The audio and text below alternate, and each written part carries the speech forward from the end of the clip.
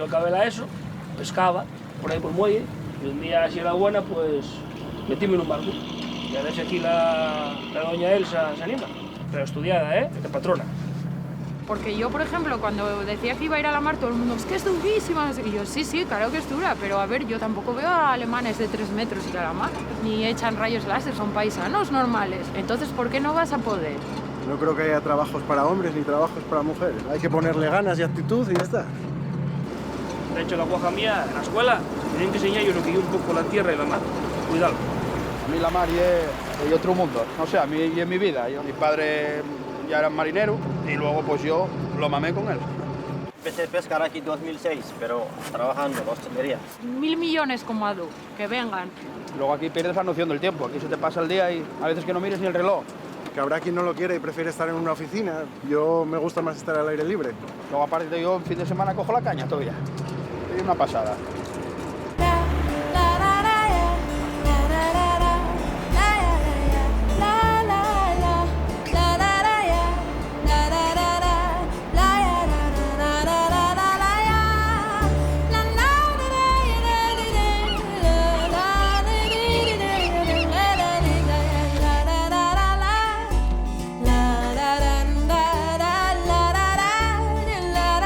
Vas a ayudarme, ¿Ya sabes tú?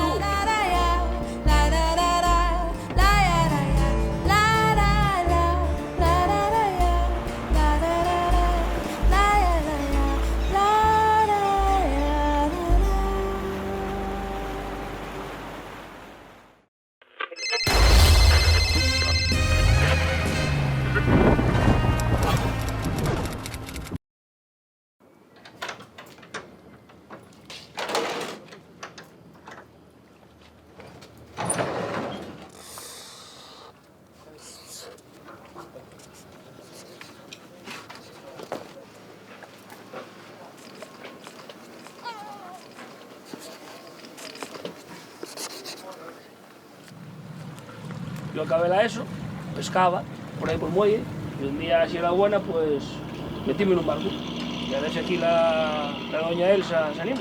Pero estudiada, de patrona. Porque yo, por ejemplo, cuando decía que iba a ir a la mar, todo el mundo, es que es durísima, no sé qué. Y yo, sí, claro que es dura, pero a ver, yo tampoco veo a alemanes de 3 metros ir a la mar, ni echan rayos láser, son paisanos normales. Entonces, ¿por qué no vas a poder? No creo que haya trabajos para hombres ni trabajos para mujeres. Hay que ponerle ganas y actitud y ya está. De hecho, la guaja mía, en la escuela, tienen que enseñar yo lo que yo un poco la tierra y la mar. Cuidado. A mí la mar es otro mundo. No sé, a mí y en mi vida. Mi padre ya era marinero y luego pues yo lo mamé con él. Empecé a pescar aquí en 2006, pero trabajando en la hostelería. 1.000 millones como Adu, que vengan. Luego aquí pierdes la noción del tiempo. Aquí se te pasa el día y a veces que no mires ni el reloj. Que habrá quien no lo quiere y prefiere estar en una oficina. Yo me gusta más estar al aire libre. Luego aparte yo en fin de semana cojo la caña todavía. Es una pasada.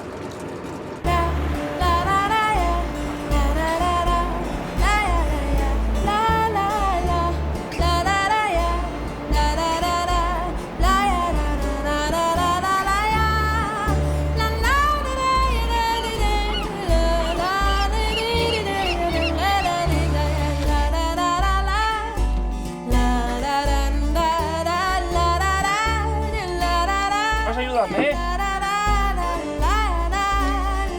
¿Ya sabes tú?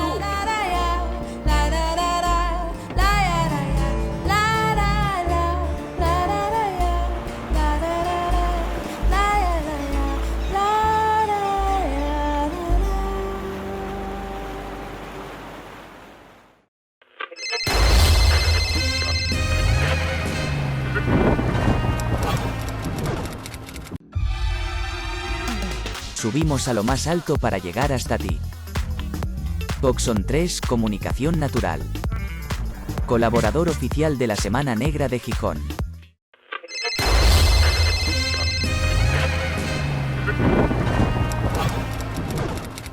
Buenas tardes. Gracias en primer lugar a la Semana Negra por darnos la oportunidad de estar hoy aquí con la presentación del libro Del sueño democrático a la pesadilla populista de Gaspar Llamazares, y a todos vosotros, a todos ustedes, por acompañarnos en este acto. lo que previamente comentamos Gaspar y yo es que seguiríamos una mecánica de un lector que tiene la oportunidad de compartir con el autor del libro los contenidos más destacados del mismo. Por lo tanto, mi función principal es formular preguntas o emplazar a desarrollar comentarios en torno a los temas que el libro recoge.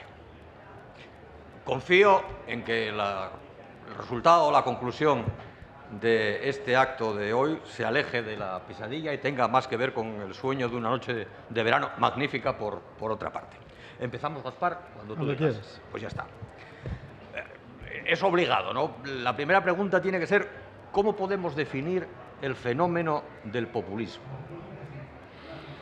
Bueno, por una parte, yo creo que se podría definir en términos clásicos, ¿no? Aristóteles decía que el populismo es la corrupción de la política. Aristóteles era un, digamos, aristócrata, ¿no? De alguna manera veía al populismo desde arriba. Yo prefiero verlo como Valle-Inclán, verlo de frente y ver los entresijos del populismo y considerar que es un trastorno, yo diría un delirio megalómano de la política. Es la idea de que hay un principio, es decir, que no hay condicionantes externos en la política, que se puede empezar desde cero y que se puede tocar el cielo con los dedos. En pocas palabras, diríamos que ese sería el resumen del enfoque populista, que luego tiene un desarrollo muy amplio a lo largo del tiempo y que va desde una estrategia populista a una, digamos, ideología populista. Yo no llego tan lejos, creo que no va más allá de una estrategia. Es una estrategia de toma del poder, fundamentalmente, y entra en crisis cuando ejercita el poder. Hoy mismo podemos verlo en Boris Johnson, ¿no? Es la figura, la segunda figura del populismo que entra en crisis en el ejercicio del poder. Boris Johnson se va como Trump y además se va de una forma en diferido, que diría alguien, no sabemos muy bien cuándo se va, pero la rémora del populismo se queda. La rémora del populismo se queda en los Estados Unidos en las resoluciones del Tribunal Supremo y la rémora del populismo se queda en Inglaterra en el Brexit. El Brexit es irreversible. Eso es el populismo. En el libro citas diferentes ejemplos que acreditan que no es un fenómeno nuevo. La impresión que podemos tener a través de la lectura de los medios de comunicación o del seguimiento que hacen de la política más próxima a nosotros es la de que es algo que nació pues hace 10 años o 8 años, pero en el libro tú citas ejemplos de nuestro país y de fuera de nuestro país que acreditan que no es así. Sí. Bueno, volviendo a Boris Johnson, ¿no? Acaba como una comedia y yo quiero recordar el primer análisis del populismo, que es de Carlos Marx, 18 Brumario de Luis Bonaparte, ¿no? Es digamos, de alguna manera, la mejor definición del origen dramático y del final como comedia de un dirigente populista que recoge el testigo de Napoleón, su pariente Luis Bonaparte. Bien, eso ocurre en Francia. En Francia fundamentalmente el último libro del populismo hace referencia a la herencia de Luis Bonaparte, pero en España también tenemos a Lerroux y el populismo obrerista durante la Segunda República, e incluso podríamos decir antes que el carlismo es una forma de populismo, ¿no? El carlismo venía a decir que el mal era la urbe, el mal era las nuevas costumbres, la modernidad, y el bien era, digamos, los fueros y, en buena parte, las tradiciones, ¿no? Bueno, no es muy diferente del populismo que se considera la pureza frente a la contaminación que para ellos representa la política. La política sería la concesión, sería la maniobra, la táctica, la oscuridad frente al populismo, que sería la claridad, que serían las virtudes ciudadanas y sobre todo los fueros y las tradiciones. Mencionas también el peronismo como uno de los ejemplos que se puede citar, pero yo incluso leyendo el libro y caracterizando a través de tus afirmaciones el populismo, no dejo de encontrar paralelismos incluso con la dictadura franquista, que tenía una parte de componente populista, por un lado de reflejo del peronismo, por otro todo lo que se relacionó con el paternalismo y el control de los trabajadores a partir del sindicato vertical, que no dejan de ser también elementos que pueden encajar en el fenómeno populista, aunque el franquismo sea mucho más complejo que el populismo. Sí. En América Latina, populismo y corporativismo tienen referencias históricas, y una de ellas es, por supuesto, Argentina y el peronismo, ¿no? En cuanto a nuestro país, ¿qué más ha influido en el reciente populismo y en la década populista de la tradición populista española?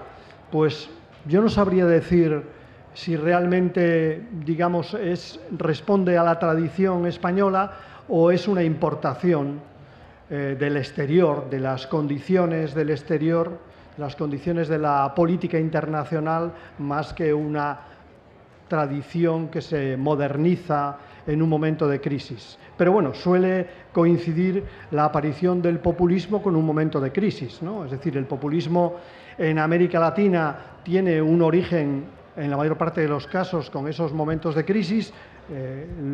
Luis Bonaparte también lo decía antes, con una tragedia que termina en una guerra como una comedia. Y en España, pues no se puede separar el nuevo populismo, el que hemos conocido, de la crisis financiera, de la crisis económica y del incremento de las desigualdades y sobre todo el desplome de la clase media en nuestro país, como tampoco se puede separar de la corrupción y de la pérdida de confianza de los ciudadanos en la política, ¿no? En nuestro país de forma más acentuada porque digamos, la política desde la transición está unida a la épica y la ética, ¿no? Y para los ciudadanos el hecho de que por una parte la política se haya convertido en gestión y por otro lado haya aparecido la corrupción, pues rompe todos esos esquemas y de alguna manera se produce el derrumbe de la confianza. Y en tercer lugar, yo creo que hay un tercer aspecto que se valora poco en la presencia del populismo, tanto en Inglaterra, en España y en otros países europeos, y son las redes sociales, ¿no? Fundamentalmente, digamos, la cultura obrera y la cultura tradicional de la izquierda está unida a lo analógico, a el análisis, el discurso. La nueva cultura digital no requiere del análisis y del discurso, sino fundamentalmente pues, del relato, ¿no? La diferencia entre el discurso y el relato es abismal, ¿no? El relato, digamos que cada una de las fuerzas políticas, tanto las fuerzas políticas populistas como las que se contaminan del populismo, es una lectura de la realidad únicamente para los creyentes de esa fuerza política. Da la impresión como si fuera una lectura religiosa de la realidad. Sin embargo, el proyecto de la política es mucho más mezclado, ¿no? Más, digamos, difuso y no es tan claro como el relato. El relato no permite prácticamente el diálogo y el acuerdo, y el discurso sí, porque reconoce la diversidad y reconoce la capacidad de llegar a confluencias, ¿no? Creo que esa es una diferencia importante con respecto a la política propiamente dicha. De alguna manera ya avanzaste cuál es el detonante fundamental de la expansión del fenómeno populista, que es la crisis. Y yo diría que la crisis real y la crisis psicológica, el sentimiento de agravio que en muchos ciudadanos se presenta, ¿no? Sin embargo, también es cierto que siendo esas las características fundamentales, luego cómo se manifiesta en el conjunto de los países es muy diferente. Claro, tenemos a Trump, tuvimos en Estados Unidos, tenemos a Víctor Orbán en Hungría, a Boris Johnson, a punto de marchar en el Reino Unido. Pero a la vez, hace algunos años más contemplamos la voladura del sistema de partidos en Italia. Todavía se sienten las percepciones del terremoto del sistema de partidos en Francia, o la situación española tan etérea en cuanto a eso, con partidos que aparecen, fracasan, desaparecen. Entonces, tiene mucho que ver con el sistema político. El populismo, como es una estrategia, no es una ideología, es muy flexible. Es decir, es capaz de expresarse en cada sistema político de una forma diferente. Hay que concluir que los sistemas políticos de carácter presidencialista favorecen más que los sistemas parlamentarios la aparición y la extensión del populismo, ¿no? En una sola votación, como la votación que ha habido recientemente en Francia, pues se elige entre política y populismo y no hay prácticamente posiciones intermedias, ¿no? Sin embargo, en el ámbito parlamentario probablemente pues hay más equilibrios que reducen la posibilidad del salto populista, ¿no? Como por ejemplo ha ocurrido recientemente en Gran Bretaña con la posición de los Tories, la posición de los conservadores, que han visto peligrar la continuidad de su gestión y han dado un golpe de mano en relación al populismo de Boris Johnson, ¿no? Pero sí tiene mucho que ver con los sistemas políticos y también tiene que ver con las tradiciones partidistas, las tradiciones partidarias, ¿no? En España, nosotros, yo que por supuesto soy asociado a una fuerza política determinada, pues no nos podemos sentir ajenos a lo que ocurría en nuestra fuerza política antes de la llegada del populismo a los partidos, ¿no? De alguna manera, los partidos, al contrario de lo que decía Aristóteles, coqueteamos con ese delirio megalómano a lo largo de nuestra historia, ¿no? Sobre todo en campaña electoral. Coqueteamos mucho con el delirio megalómano hasta el punto de que ese trastorno transitorio se puede convertir en un trastorno grave, ¿no? Y yo creo que eso le ha ocurrido a los partidos políticos, por ejemplo, en nuestro país. Hoy es difícil diferenciar a los partidos políticos de origen populista de los partidos políticos tradicionales, porque todos han absorbido las mismas claves, ¿no? El personalismo, la organización como guardia pretoriana, la paranoia ante el resto de los partidos políticos y la concepción de amigo-enemigo en la lógica política, no la concepción de adversario con el cual puedes llegar a desacuerdos o acuerdos, sino a amigo-enemigo con el cual confrontas y de alguna manera aspiras a derrotarlo y a eliminarlo, ¿no? Yo creo que esa, digamos, lógica ha afectado mucho a los partidos políticos que hoy están en presencia en nuestro país y, bueno, en el libro lo planteo, pero un primer reto pues es abordar esa cuestión para poder, bueno, pues dar salida a la situación actual del populismo, porque el populismo en estos momentos en España, quien mejor lo representa es la ultraderecha, sin lugar a dudas, ¿no? Decías antes del agravio, yo creo que ahora lo que se está gestionando no es el agravio, ahora ya se ha dado un paso más y se gestiona la rabia y el resentimiento. Y eso es lo que estamos viviendo en estos momentos en la vida política, liderado por la ultraderecha, pero también compartido por otras sensibilidades dentro de la propia derecha política, social, económica. No hay más que ver la situación actual, ¿no? Aprovechando tu condición de médico, hay dos de esos síntomas de los que estás hablando que a mí me preocupan de forma muy profunda, porque seguramente pueden ser un elemento clave a la hora de ver la duración que puede tener el fenómeno, ¿no? Las dos cuestiones son esa flexibilidad que permite su generalización internacional y la segunda, la absorción por los partidos tradicionales de esos valores. La razón de eso puede ser que es el propio sistema económico en que con su mutación está determinando la mutación del sistema político, como tantas veces ha ocurrido a lo largo de la historia. Sí, sí. Yo creo que el modelo político de la sociedad digital, de la sociedad del consumo de masas y del consumo digital, el modelo político es el populismo. Ese es el modelo político, digamos el modelo político que puede hegemonizar la sociedad digital. Y las fuerzas políticas tradicionales y las fuerzas políticas que puedan surgir en el próximo futuro tienen que enfrentarse a esa marea, que es una marea poco menos que imparable, ¿no?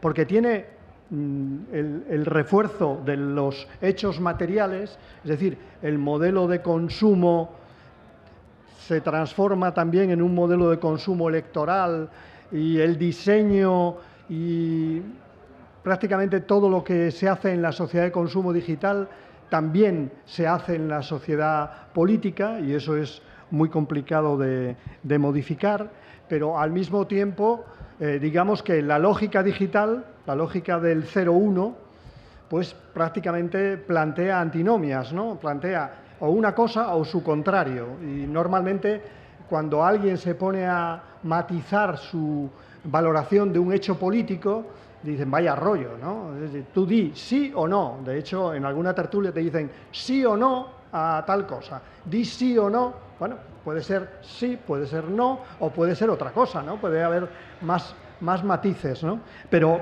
digamos que dentro de la sociedad digital, si hay un modelo de política más favorecido por la sociedad digital, por la sociedad de consumo, es el modelo populista, porque hay otros elementos de la sociedad digital de los que no somos muy conscientes, ¿no?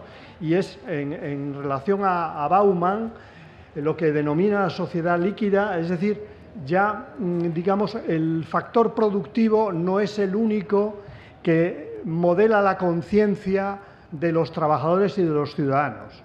En muchos, además del factor productivo, de dónde están en la producción, de dónde están en su trabajo, también tiene mucho que ver con cómo se relacionan, cómo consumen, cómo, digamos, transitan por la red social. Bueno, todo eso va configurando una nueva forma en nuestros hijos en particular, pero también en los ciudadanos en general, de acercarse a la sociedad y de acercarse a la política, ¿no?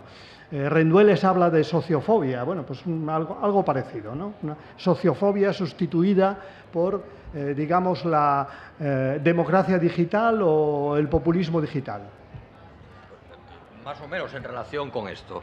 Tras la crisis de lo viejo, que además tú y yo vivimos desde dentro, aunque no era tan viejo lo que nosotros vivimos, ahora empiezan a aparecer fenómenos de crisis en lo nuevo, ¿no? El movimiento 5 estrellas en Italia, con una fragmentación que le impide seguir siendo el primer grupo parlamentario en el Parlamento italiano, la dimisión de Boris Johnson, en España la disolución, absorción o hostil de Ciudadanos, la ruptura dentro de algunos de los colectivos que formaban Podemos. Estamos viviendo una situación en la que el diseño de los productos políticos se hace ya con obsolescencia programada. Probablemente vivimos la obsolescencia programada de los partidos y de los dirigentes de los partidos del populismo, ¿no? Pero eso no quiere decir que haya obsolescencia del populismo, ¿no? Estamos viendo cómo los cambios políticos que se han producido como consecuencia de la obsolescencia del partido populista y del populista, por ejemplo, los que hemos comentado ahora, Trump, Johnson, Bolsonaro o Orbán, no quiere decir que el populismo no siga, incluso que no se amplíe, y no quiere decir que no se hayan producido ya los efectos del populismo, ¿no? Por ejemplo, voy a entrar en una cosa que me interesa especialmente, que es la pandemia populista. En el segundo tomo de esta trilogía abordo la pandemia y la influencia del populismo sobre la pandemia. Pero bueno, yo quiero hablar de la pandemia populista en el sentido de lo que decías antes de las patologías. ¿Cómo ha cambiado el populismo a los organismos fundamentales del Estado? Por ejemplo, a los partidos. Hay quien considera que los partidos son, bueno, pues una distorsión. Pero bueno, llamémosle partidos, cofradías de pescadores, sindicatos. Digamos, los ciudadanos siempre hemos tenido organizaciones que permiten detectar lo que ocurre y, sobre todo, anticipar el cambio. De alguna manera, para eso nos sirven. ¿Qué le ha pasado al partido del populismo? El partido del populismo ya no tiene fundamentalmente base, no tiene base social o tiene menos base social y básicamente es un partido de élites. Por el contrario de lo que se propaga, de que son una alternativa a la casta, el partido del populismo es un partido de élites y es un partido en el que fundamentalmente hay una representación personal y la relación es la relación de un grupo muy cerrado de defensa personal, fundamentalmente una guardia de corps. Eso es, digamos, a grandes rasgos el partido. Podríamos decir que en esa enfermedad de que hablaba antes, en ese delirio megalómano, lo primero que se pierde es la percepción. Se pierde la percepción, porque hemos sustituido el partido que percibe el cambio o que percibe la realidad social por un partido defensivo que considera cualquier hecho que distorsione su situación una suerte de, digamos, enemigo, ¿no? Pero le pasa lo mismo también, o como traslación, le pasa algo similar al Parlamento. El Parlamento, bueno, es la inteligencia de la política, ¿no? Si nosotros tenemos una inteligencia en la que combinamos razón y emoción, que fundamentalmente es eso, combinar la percepción con la razón y la emoción para tomar decisiones, el Parlamento hace todo eso. Digamos, el Parlamento clásico, el Parlamento de la política tradicional, que no quiero decir con eso que la política tenga que estar estática, ¿no? Tiene que cambiar. Pero ese Parlamento sufre una involución porque ya no es el órgano donde se produce el contraste entre distintas ideas, entre distintas emociones y entre distintas percepciones. No, en el Parlamento se enfrentan como si fuera una suerte de patio de monipodio o de campo de batalla, distintas concepciones que consideran totalmente irreversible su enfrentamiento, no aspiran a llegar a un acuerdo que permita cambiar a la sociedad, ¿no? Ese es otro de los elementos que afecta de alguna manera a los partidos. Y luego las instituciones que van acumulándose a lo largo de la historia. ¿Qué podríamos decir de las instituciones en esa misma comparación? Bueno, pues que serían la memoria, podrían ser la memoria, digamos, nuestras leyes, nuestras instituciones jurídicas, nuestro Tribunal Constitucional. Pues lo que se produce en el, digamos, referente populista de las instituciones es una memoria con amnesia selectiva. Una amnesia selectiva que va cada vez avanzando más y va haciendo perder, ¿no?, de alguna manera, eficacia a las instituciones. Lo estamos viendo en estos momentos, hablábamos del Tribunal Supremo norteamericano, pero no necesitamos ir muy allá. Hoy mismo ha admitido el Tribunal Constitucional otra barbaridad, que es que ya no sé qué barbaridad nueva tiene que tomarse en consideración por parte del Tribunal Constitucional, ¿no? Y, bueno, que se prevé que se vaya a resolver a través del enfrentamiento de 5 contra 4. Eso no es realmente el objetivo de un Tribunal Constitucional, no es enfrentar 5 contra 4, enfrentar a la mayoría con la minoría, ni tampoco pasarle factura al Parlamento y al Gobierno, porque eso es judicializar la política, eso es convertir la política en un proceso bien distinto, que es el proceso judicial o el proceso constitucional. Nos quedan 3 minutos. Renuncio a preguntarte por los cambios sociales del confinamiento físico y sobre todo del mental durante la pandemia. También renuncio a preguntarte por el populismo judicial, puesto que lo has tratado de una forma tangencial en ese momento. Me quedan 2 cosas nada más. Lo que queda fuera del libro. El libro se edita en mayo. Feijóo, elecciones andaluzas, nuevo proyecto de ley Yolanda. Y sobre todo, ¿qué futuro nos espera? ¿Qué futuro tienen las organizaciones políticas? Sabemos que el príncipe moderno, el moderno príncipe de Gramsci, por más que queramos, no va a volver. ¿Cuál va a ser el futuro, en tu opinión, de las organizaciones políticas? Bueno, yo creo que nos enfrentamos a una disyuntiva y la derecha ya sabe qué hacer. La derecha va a absorber al populismo de ultraderecha, absorbiendo su relato y probablemente hasta su programa electoral. Digamos que la derecha lo tiene clarísimo. Sin embargo, la izquierda, que en estos momentos tiene la responsabilidad de gobierno, no puede hacer ese tránsito. La izquierda no puede considerarse en estos momentos al margen de la realidad, porque está gestionando la realidad. Ese es el problema que tiene la izquierda. Por tanto, yo creo que la izquierda debe asumir que la gestión política va a ser, en buena parte, un elemento fundamental de su reconstrucción o de su revitalización. Por eso yo creo que es una buena idea que aquel proyecto político que ha tenido una experiencia de gestión, como ha sido, yo creo que un punto de inflexión, que es la reforma laboral, ese proyecto político se traslade también como fuerza política. Creo que es una idea adecuada en estos momentos y creo que es la forma de competir desde la izquierda en el gobierno con el populismo de la oposición. El populismo lo veremos mañana en el debate del Estado de la Nación y va a ser esa la cuestión, ¿no? La cuestión no va a ser y tú más. Yo creo que la cuestión va a ser, pues, utilizar fundamentalmente el resentimiento y el malestar que provoca la inflación contra la política y contra el gobierno. Y eso va a hacer un partido político con aspiraciones de gobierno. No quiero ni imaginarme cómo va a gestionar después de esa ruptura política que se va a producir como consecuencia de la agitación, del rencor y del resentimiento. ¿Qué puede hacer la izquierda? Yo creo que la izquierda tiene que poner en valor lo que ha hecho, hacerlo mejor y transmitirlo también mucho mejor. Creo que ahí es donde está, digamos, el reto de los próximos meses. Me advierte que tenemos que terminar y disciplinadamente lo asumimos. Muchas gracias a todos por estar aquí. Muchas gracias.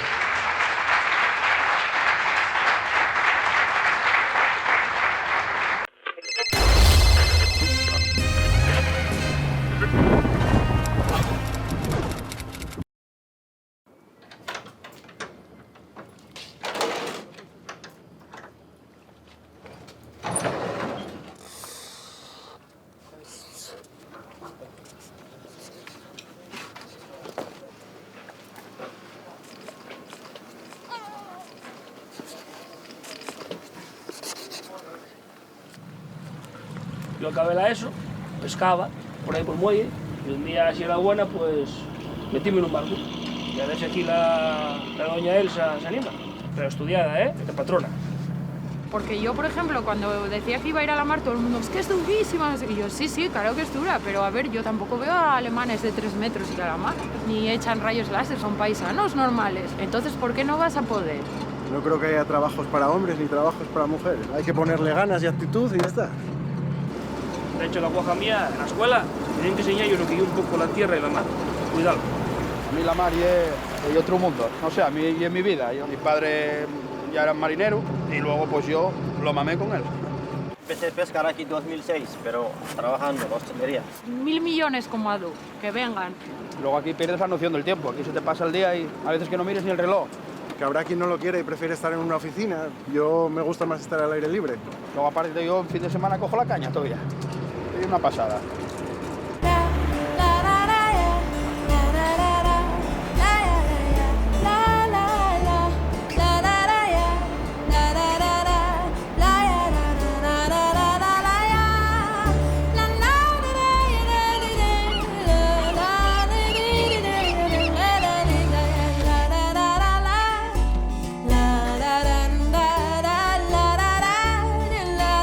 Vas a ayudarme,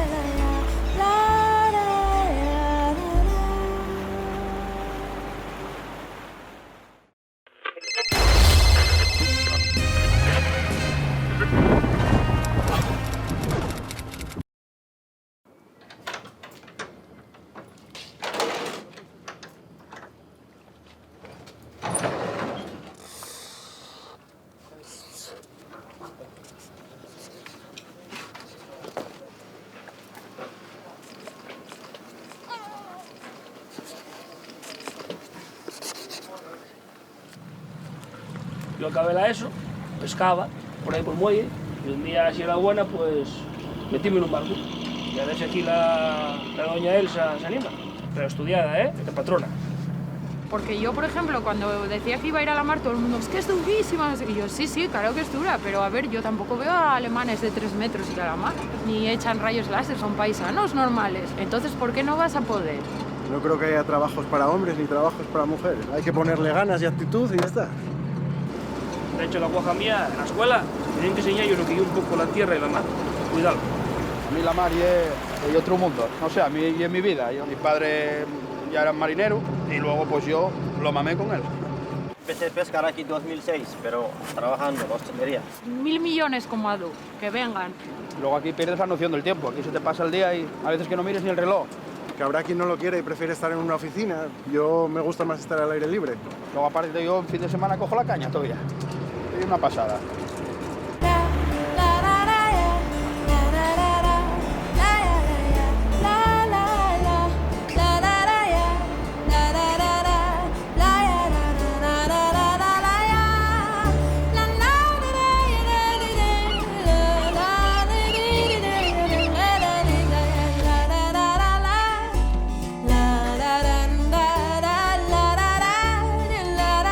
Vas a ayudarme, Ya sabes tú.